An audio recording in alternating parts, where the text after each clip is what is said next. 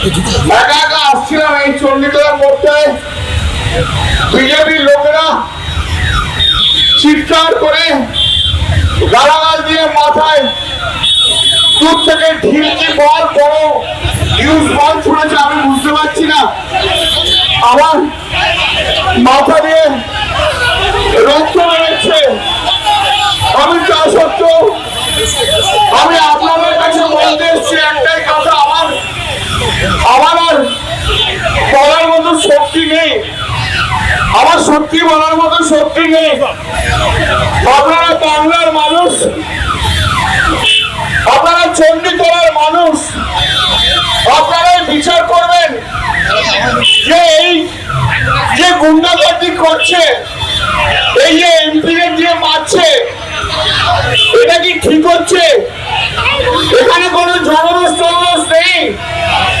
7-8 জন লোক মিলে বিজেপি 10 জন গেরুয়া ফেটকি ফেলে আমাদের আগেকে সব কর্মীদের মারধর করছিল, আর এখনো আমাকে পর্যন্ত ছাড়েনি।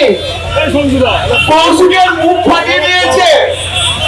একটু আগে আমি যখন হেঁটে হেঁটে আসছিলাম, তখন একজন ভদ্রমহিলা, তিনি মোটর সাইকেল করে যাচ্ছিলেন, তার পিছনে বোধহয় স্বামী ছিল, রাস্তায় নেমে আমাকে বললো, দাদা আমাদের প্রচন্ড মেরেছে বিজেপির লোকজন। সারা পশ্চিমবাংলায় যেভাবে বিজেপি যেভাবে আমাদের উপরে অত্যাচার করছে, বিজেপি শূন্য করে দিতে চাইছে, ওরা সিপিএম কে এবং পশ্চিমবাংলায় কংগ্রেসকে অক্সিজেন দিতে চাইছে।